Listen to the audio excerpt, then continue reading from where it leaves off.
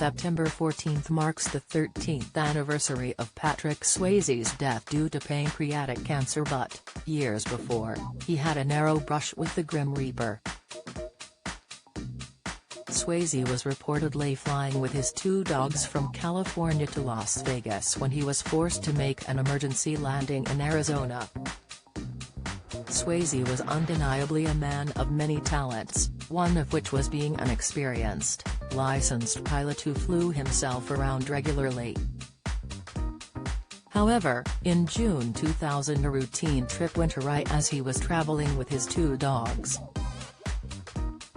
AirSafe reported that when the plane was cruising, Swayze heard a loud sound, following which his ears popped and his dogs began barking. The pilot began searching for a suitable landing site as he feared he had lost cabin pressurization, and allegedly believed he had spotted an airport below him. He began to descend but soon realized he was about to land on a deserted street rather than a runway.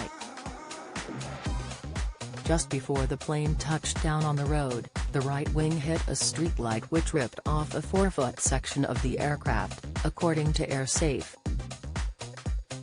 Once the wheels touched down, the plane also allegedly hit another streetlight, a stop sign and an electrical utility box before coming to a stop. Swayze had reportedly landed in a housing complex that was under construction in Arizona, but thankfully neither the actor nor his pets were seriously injured. Talking to CNN at the time, Swayze recalled being so focused on putting it on the ground safely that I don't even remember hitting anything. Unfortunately, this wouldn't be the last emergency landing for Swayze, as 6 years later, he once again found himself in the air with mechanical issues, although this time he was not alone. Lisa Nemi Swayze, the Ghost actor's widow, recalled the shocking incident on her website as she was the pilot on December 27, 2006. The couple, along with their two dogs, were headed to New Mexico from California on a beautiful, sunny day when suddenly, the right engine started having problems. Lisa decided to turn back to California as the situation continued to deteriorate, but when a loud sound came from the right engine she was forced to shut it down completely. She recalled, "I looked at Patrick, our eyes were wide. I guess we're landing now," I said.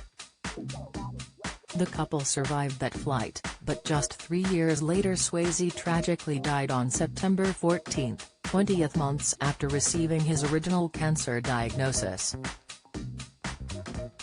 Don't miss, the Dirty Dancing star defined an era of romantic cinema and was even named the sexiest man alive by People in 1991. The ever-humble Swayze admitted he wasn't entirely convinced that this title belonged to him in a 1995 interview with 60 Minutes Australia. He shared, "At first it was like, hey, wow, that's cool. But I know it's a lie because we all know that Sean Connery is the sexiest man alive."